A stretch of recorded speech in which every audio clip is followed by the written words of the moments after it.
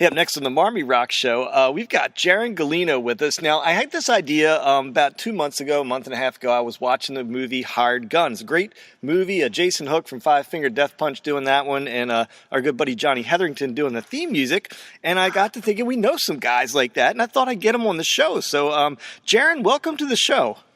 Yeah, thanks for having me. I appreciate it. So, hey, first things first, I hope the term hired gun when applied to you isn't like an offensive term in any way to you, is it? No, not at all. It's a term for working man, I feel like. So tell people a little bit about it. Like, first, to give a background, just maybe give like a little overview of your last, let's say, year and a half of all the people you've played with. Let's think. So when I'm home, I'm always with Mach 22, you know. I have another band called On Top, which is like a metal trio. And between Mach 22 and On Top, I'd say we play, home every so often. And then when I'm on the road, let's see, last year we did Delacoma, Killer Kind, Tantric. Who else did we do last year? Crossing into this year, same lineup of bands. I also joined the New York rock band Mother. We're doing some stuff there. And then tomorrow I actually fly out and lead with a new band called Vital Empire, who came out of the studio and hopped on the Otherwise and Wayland tour. So, man, I guess I don't even know where to begin with some of these questions. Just the laundry list you rattled off right there. I guess the first thing people are going to want to know is, how do you learn all that music?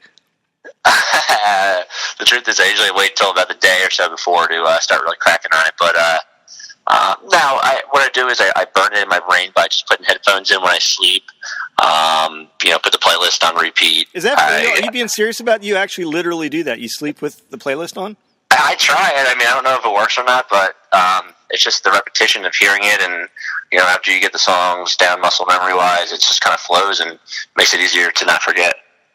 Is it hard to not get do you ever get confused? Like, you're up on stage with Tantric and think, wait a minute, whoa, this is not a Mach 22 song. Has that ever happened to you? Nah, not at all. Once we get going, you kind of just focus in on the mindset. So, talk about the beginnings of how this all started. I mean, was Mach your primary band that launched this amazing, I guess you'd say, network of being able to play for you? I would say Mach was the first one. I got to give a lot of credit to our buddy John Allen. He saw me playing with Mach and had asked me to film with Charm City Devils, I think 2013, when they did the Candlebox Center tour, and that one kind of, I guess, would say, boosted my confidence up a little bit. And then, Delacoma asked me to fill in, and, and then Mach started doing some bigger things. And, I guess, the biggest guy I have to thank is Del, because, he brought me to Delacoma the second time last year with a stellar lineup. And that's kind of how I fell in with Troy and Tantric, and just kind of steamrolled since. That's interesting. You're talking about John Allen. I actually had John on the show last week with his new band Stone Horses. So I didn't know you had. I had kind of actually forgotten you were out with Charm City for a while. Yeah, we actually worked on the first Stone Horses song, "Reckless Ways." Some of the bass on there is mine, and there's a couple other killer tracks on there that I had heard way early in the stages. And my buddy Rick Reynolds, who is from Delacoma, who just moved here. He actually stepped in. I helped him and John hook up, and I'm really glad, man, because that band is awesome. We just saw them down at Soundstage. Were you there for that one? I was not. We caught them up in Harrisburg about a week ago. So we. Oh, nice. Yeah. So are you writing music with all these bands too? I know, like in the Hired Gun movie, there's a lot of people that wrote stuff that you would kind of attribute to somebody else. But are you writing as well? Yeah, all the bands I write with currently. I don't do anything with Vital Empire because I'm just literally stepping in as a bass player there. I'm excited to meet those guys tomorrow. And Delacoma I don't do anything with. Del and I have toyed with the ideas of maybe tossing some song ideas around, but he's just got a killer band put together as well. So I feel like I'm spreading myself pretty thin after about 3 or 4 bands. Now, are there songs that you've written that people have no idea that you've written that are floating around out there? I doubt it, unless Japan's getting crazy with one of my songs or something. I don't know about it, but probably not. So do you get a lot of people, that you're in so many bands, do you find a lot of people like walk up to you at merch, kind of give a look like, wait a minute, aren't you in something and aren't you? How often does that happen? It's happened. It happens often, but it's funny in the places that it does happen. It's usually like, the security guy at the back of the venue, or like it's like the bartender. Somebody that I at one point maybe had a struck conversation with, like, weren't you just here a month ago? But what's the band? It's like yeah, I'm always around. Has there ever been, I know in the Hired Gun movie, there were a couple of things that took me there. Some musicians that I always pinpointed as like heavy rockers and hard rockers that played in some genres that just, I was like, whoa, I had no idea. Have you ever stepped out into an unusual genre for you, just, as a working gig?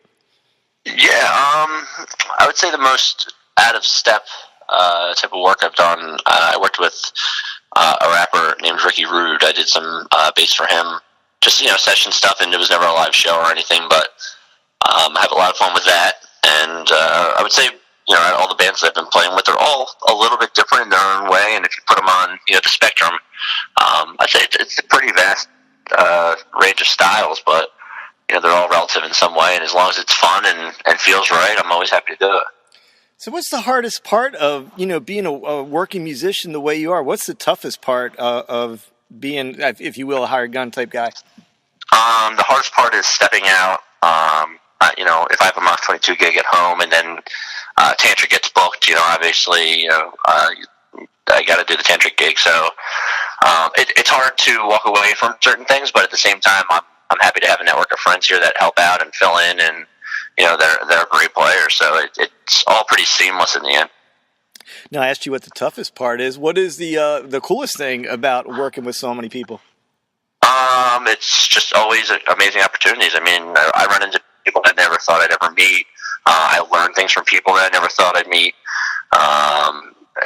Just getting to hang out with different groups of people. I mean, you've probably heard a million times people say being in a band is like being married to a few different people at once. Try being in 4 or 5 bands. It's definitely interesting, but it's nice because it never gives you that. What most people fear is like the downtime. Off tour, getting depressed, sitting home. Doing all the projects. It keeps me really busy and keeps me positive and motivated. So I couldn't be more thankful. Now, I imagine you spend a lot of time listening to the band you're in, trying to learn all this music because you keep switching bands. But what do you like to listen to since you're into so many bands? When you get some time to just chill and relax, listen to music, what are your roots and what do you like to listen to? Good question, man. I listen to everything. I'm really into things similar to what I play, which will be hard rock. Believe it or not, I'm like a huge guitar nerd, so I love Dickie Lee, George Lynch, any kind of band that's got that, rip and feel and a nice little groove going.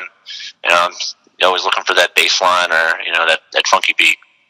I didn't think to ask you that. Now, as with all those bands, are you always playing bass, or do you ever step out and do some guitar work as well? I don't play any guitar. I lead sing in my band On Top, which is that power trio. And aside from that, I just, I'm always bass or backing vocals. It's my favorite thing to do.